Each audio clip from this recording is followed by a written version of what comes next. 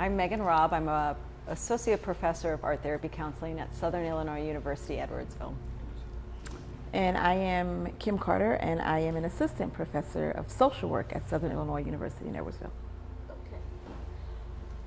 So we're just going to ask a few questions just to give the students some more information about Southern Illinois University in Edwardsville. Mm-hmm. Don't try and stump us. Okay. Yeah. Okay. What typically is the student-professor ratio? I think it depends on the discipline that you're in. In social work, it's probably 1 to 20 is the ratio, but it really depends on the discipline. I think some of the hard sciences tend to have a little bit more students, biologies, physics, chemistries. But in a lot of the social sciences, it's about 1 to 20 or less. And I think there's a different ratio for undergraduate and Graduate too. program, that's true. Okay. Yes. All right. Are there research facilities, computers, libraries, internship opportunities for students? We actually do animal-based research there. We do research on frogs and lizards, Corn ethanol. turtles. We have mice research for like cortisol. So they do innovative research that is not being done other places, and then they have people-based research too. Can you speak to any of the human subjects? No, I don't. I think that's another one where it depends on the discipline, because we also have the corn ethanol. We have a huge corn ethanol research facility that's kind of a little bit on the outskirts of our campus for people interested in that area, which is big.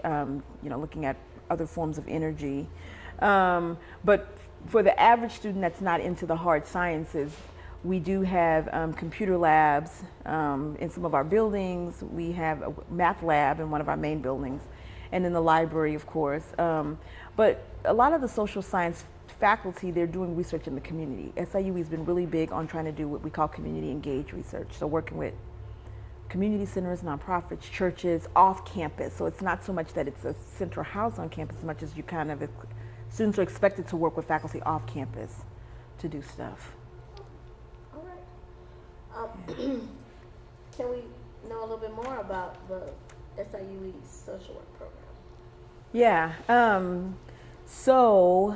Our social work program has been around probably about 25, 30 years. We consider ourselves small program. We have 8 faculty, and we do both undergraduate curriculum and we have a graduate curriculum. Our undergrad program right now is probably about 150 students or so. And it's considered the second fastest growing program in the College of Arts and Sciences, which is where we're housed, our social work. And then we have a graduate program that's about half of that in the number of students, about 60 or so that's around. Our students are expected, we have a pretty tight curriculum, meaning that because we're an accredited program, which is a big deal in social work. Accredited program basically means that you have jumped through a lot of hoops in order to demonstrate that your program will really prepare people for some of the key areas of social work practice and give them certain skill sets. So it's tight in that our students come in and they have a cohort effect in undergrad.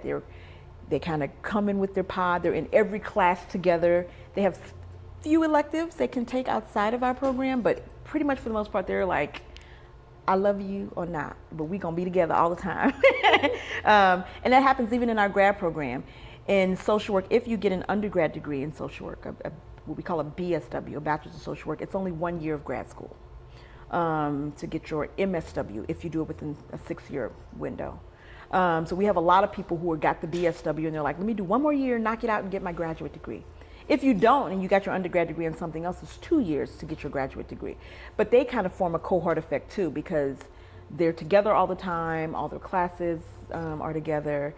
There's a little bit of flexibility to go outside the department, but for the most part, our graduate students, all of the faculty in social work teach all of the social work classes. Yeah. And what about art therapy?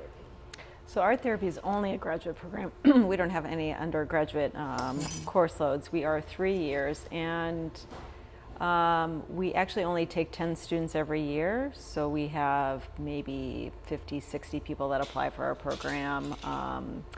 And we do a large group interview. We invite about 30 of those to come, and then out of that 30, our students actually help us select the 10 students that kind of come in. And then our ratio is about 1 to 10, so a lot of hands-on learning, a lot of mentorship. We really develop or focus on professional development in that. So what does it mean to be a professional in different settings, and encouraging and focusing on their development as a clinician. So they spend about 1,000 hours by the time that they graduate doing clinical practicum experience, internship experiences at hospitals, children's homes, mental health facilities, things like that. So in community settings, we kind of run, which I don't think you spoke about, but you also do practicum we do a experiences, practicum. and around about the same amount of hours. Yeah, for too. our grad students, it's about 1,200 hours they're expected to, and it's, they work with a faculty member to actually identify a location,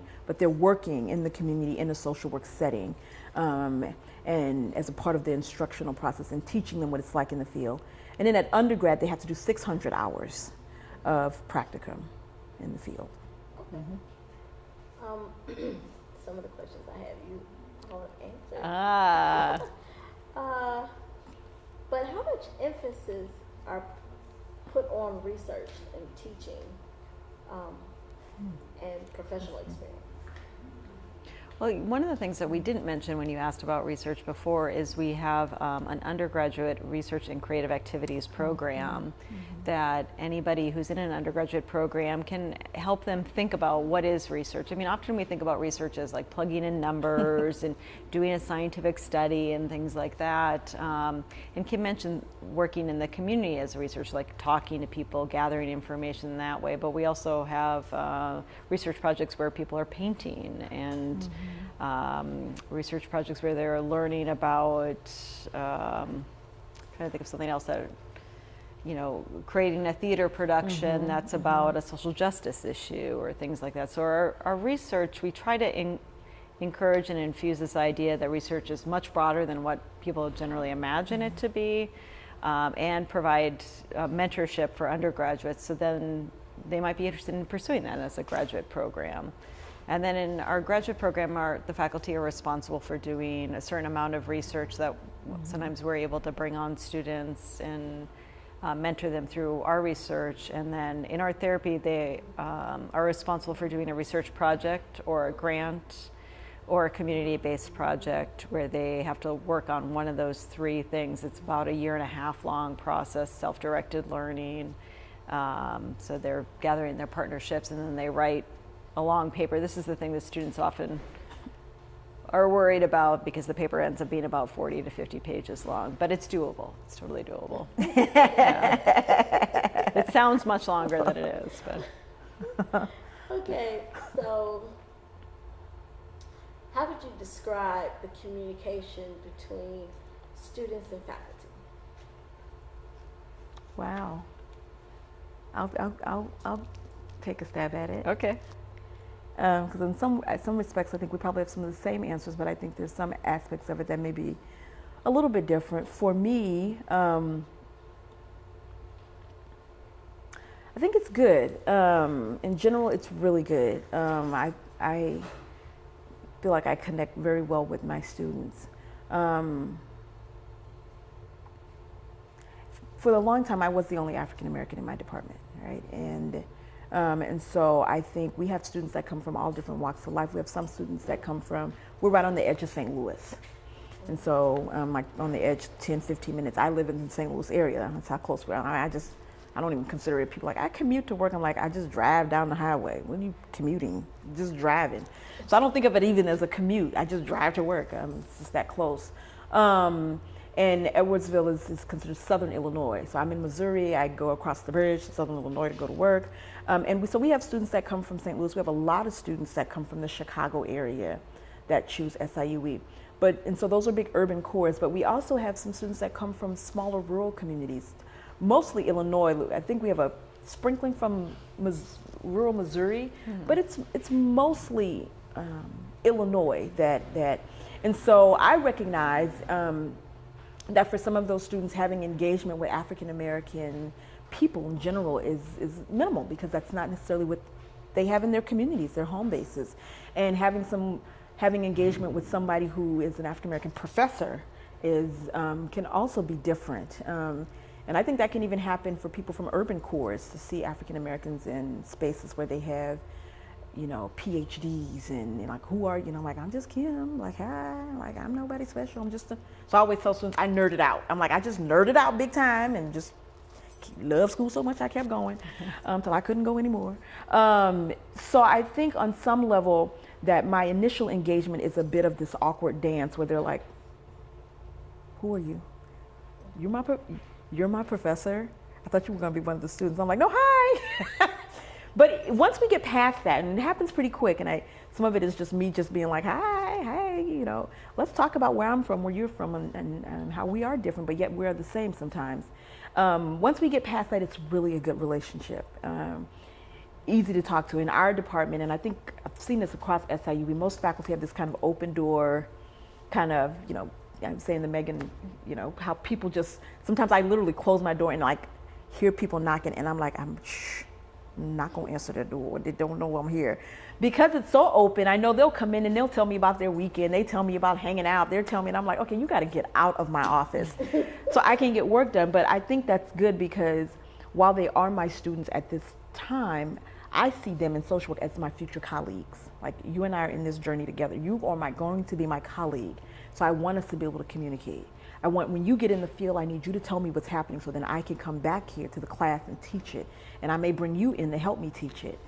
So I think at SIU, I've seen that across the departments with faculty and students, where it's really this connected relationship where even though it's your student right now, you see this person in your area of discipline in a different way. So I don't know. Yeah, I think you covered it really beautifully. And I think it's all about kind of communication and stumbling through that with the students too, when they're learning to, for graduate schools especially, like you're building a different kind of relationship with them, and it is closer to them being colleagues, but they still want to see you as an authority figure sometimes, and you're like, well, it's okay. I also really like milkshakes and hamburgers and so all that. Okay, that's great. So, at SIU, is there graduate housing? Yes, there is. We have a complex that's just designed for graduate schools. It's called Cougar Village. And you could, we often have a lot of international students that live there too. So you could end up having a housing situation where it becomes a little global community. I think the other thing that's to me is an asset to our university is we have family housing, which I know every university doesn't have. So we have students who live in the housing, who have children, who are their partners there. And there's a daycare in that same little Cougar, it's like a village, how it's housed. It's kind of like a village. There's daycare there, but it's just nice that they support families. It's not just what we think of as a traditional student. At SIU really goes above and beyond to support families. And they have programming that's specifically designed for those families, navigating academic settings. Yeah. Okay. Do you know how much they cost? Or no? For housing? Oh no, I sure don't. Yeah. Okay. Does your department provide graduate assistantship? Yes, across, so I know my department, social work, we do, but we're just a product of the bigger university. The graduate school, which we have a graduate program that's in the graduate school, provides graduate assistantships, and so those graduate assistantships, students have to still apply for it. And I think of them as like little mini jobs. The max students who are expected to work are 20 hours. The minimum is 10 hours. We have graduate assistants in our department in social work. This year we have 4, kind of a 4.5 kind of situation. But they are expected 10 hours in our department. But that's our situation, that's our department. So they do 10 hours of work. They work with the faculty or in what we call a simulated lab. And I can explain that a little bit later, but we have a simulated clinical lab. But they come in, do their 10 hours. It pays for their tuition. If you get a graduate assistantship, then at SIUE, your tuition's covered. So I guess it's kind of like free ride, if you will. And then you get a little stipend. So it's not that it's without work. It's not like a scholarship where you don't have to do anything once you get it. And then they're all across campus. You guys, I know. Yeah, we have some that are connected to the practicum experience. So you're already doing practicum, but you also get graduate assistantship on top of it, and there's no extra work. So obviously those are the most sought after ones. And then our students are just, they apply for ones in the library, biology, the provost office. You know, they kind of, in some ways, run a lot of the work of the university, the graduate assistantships. Okay. So how's the funding for the graduate assistant? Are they year-round or per semester? They're usually year-round, and sometimes they could be multiple years, but for the most part, they're kind of like it's a 1 year, and then if you do the job, you might get selected the second year. I know in our department, we rotate them all around, so it's never one person has that same GA. We want to spread the wealth and make sure everybody has that opportunity. Do you guys ever pick the same GA?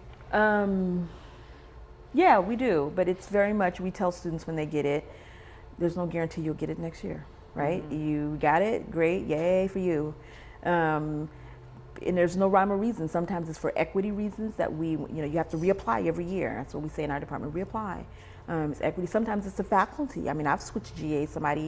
My GA was great, but then I wanted a GA who would do less in the class with me, but more research in this. I knew this person wouldn't want to, but I was candid with them. Like, hey, it's going to end this year. I'm not going to probably pick you next year, just so you know. I want to be transparent. Because I need somebody who is able to do these kind of things, have these kind of skill sets. Yeah. Is there support for graduate students to attend conferences? Yes, yeah, we were just talking about that. If we support them in submitting application or presentation materials or posters or things like that, and then our graduate school has usually a large amount of funding that they could pay the rest of the way, the registration, the travel, the hotel, and a per diem. We had one student that did a conference and she presented at it, and they ended up gave her like too much money, so she gave it back, and then kind of used it for that, because obviously it has to match up with what you spend. Right. But yeah, if you present somewhere, which you work with faculty to do that, then they've been, even in our tight budget times, they've always consistently put the money into the graduate students traveling and presenting their research. And usually the amount is somewhere between last year was 800 because of just things happening, reallocating funds in the university, but my first year at SIUE was up to 1,200, which is more than enough. And the thing about academic or research conferences or professional conferences, oftentimes students, which we tell our students, if you volunteer, your registration's free. So they don't have to pay some of those fees if they're willing to volunteer to help at the desk at the conference or whatever. So we really push that with our students. We also provide some support for undergraduates. I know I took 2 undergraduates. Megan mentioned earlier the undergraduate research creative activities. We call it URCA for URCA. That they went with me to a conference in Atlanta last year, and there was one vehicle set up for them to tap into money. They didn't necessarily qualify, but I was able to write our dean and then submit a letter to the provost with a budget going like, here's the thing, this is how it's going to benefit them, and this is I know we don't have this set up, but we were able to get some support. So I think SIUE is good for that. I think sometimes people don't always see, or some of these things haven't been tried, and I think I've always felt empowered as faculty to go like, I'm just going to ask. It's like no, but I've never. Sometimes I do get no, but people are really hearing you, and they'll be in the background then working another way to support faculty or students. So I do like that. Yeah, we've had students come up with ideas like they want to see a plantation, and they want to figure out how to get there. Jessica's work. They just went and did that last year. And so she worked with the students. She's like, what would it look like? Yeah. Give me an example of what you think the curriculum would be. So they're engaged in kind of creating that learning experience for themselves to then, in order to justify it, to get funding to go do this. And it ended up being much more than that plantation. They turned it into a bus tour. And they did all of this stuff. But it came from the students. And so sometimes if you can find the right flexibility in the right moment with the faculty member where they're like, let's invest in this, let's figure out how to make this fly. So that's great. What kind of employment what type of employment opportunities are open to students once completing your program? I was asked that earlier today, what percentage of our social work students get jobs, and we just actually looked, and from what we knew and from the alumni who contacted us and the ones we kind of could put out feelers, it was 98% got jobs immediately, which doesn't surprise me. Social work is considered nationally as the second growing profession behind nursing. We're, I always joke and go like, walk outside, social problem. Look left, social problem. You a social problem, he a social problem. But there's social problems everywhere, right? Mental health's not going anywhere. Healthcare issues aren't going anywhere. Economics, poverty is still around. It's going to probably be around whether we like it or not. It's injustice is around us. So social work professions are there. So it's just a matter of students finding the jobs. I think we have more, we certainly found that students find jobs immediately. I think people don't always get what they like and they switch around a lot, and I thought I wanted to be in a hospital, now I'm in a school. So I think that's more what we're going on. How do we help them find a good fit? But certainly the jobs are there. And so for us, people tend to get jobs really quickly. Yeah, same for us too. Yeah. And we had like 100% within 3 months. Yeah. It was crazy. Yeah. Yeah, it's a rich, and it's not just in the St. Louis area. I No. mean, these are people that are Absolutely. going back to their communities Yeah. and finding jobs and things Right. like that. So it's not dependent on that St. Louis or Edwardsville market. Yeah, that's true. And last but not least, any advice to students that are thinking about graduate school and even attending SIUE?